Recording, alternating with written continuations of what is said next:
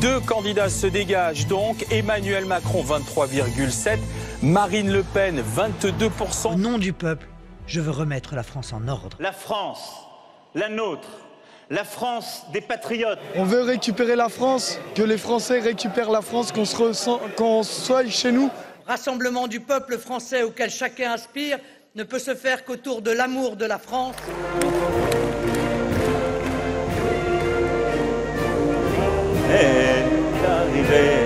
Quelques points sont à retenir à l'issue du premier tour de cette élection présidentielle 2017. Premier point, évidemment, la banalisation du Front National, sa confirmation sur la scène politique française et donc, évidemment, le pari réussi de Marine Le Pen par rapport à son père, mais aussi par rapport à ses choix programmatiques. J'ai bien dit banalisation, et j'insiste, car en effet, en 2002, l'émoi, la terreur, la surprise, l'horreur se lisaient sur tous les visages. Aujourd'hui, en 2017, Emmanuel Macron, pour ne parler que de lui, a eu la qualification plutôt triomphante. Et d'ailleurs, les Français ne s'étonnent plus de voir Marine Le Pen au deuxième tour de l'élection présidentielle. Le deuxième point, c'est évidemment l'échec des primaires et en l'espèce, l'échec des deux gros partis de gouvernement. Pour cette raison, j'ai envie de parler ici d'une élection de frustration. Les électorats de gauche et de droite n'ont pas vraiment leur candidat. Quant à ceux qui ont voté pour Jean-Luc Mélenchon, leur frustration est même empreinte de colère, notamment à l'égard du PS, mais pas que. Au final, beaucoup sortiront, même à l'issue du deuxième tour de cette élection, frustrés, voire en colère, et avec le sentiment d'être mal représentés.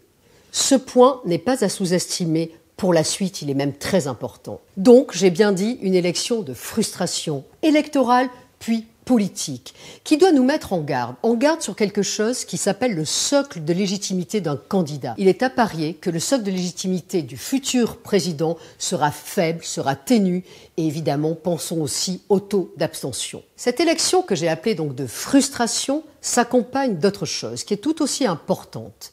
S'accompagne d'une France contrastée, une France presque en noir et blanc, une France divisée en deux de manière profonde et durable. Une France qui d'un côté va bien, une France qui est plutôt protégée des tensions urbaines, des tensions internationales. C'est une France qui est plutôt côté Atlantique, c'est cette France de l'Ouest, mais aussi cette France des agglomérations typiquement Paris. C'est une France des insiders, de la tempérance, et c'est bien sûr elle qui a porté Emmanuel Macron et dans une certaine mesure aussi François Fillon et son score. Mais il ne faut pas oublier donc que face à cette France de la tempérance, de celle qui va bien, il y a une France de la colère, voire de la souffrance.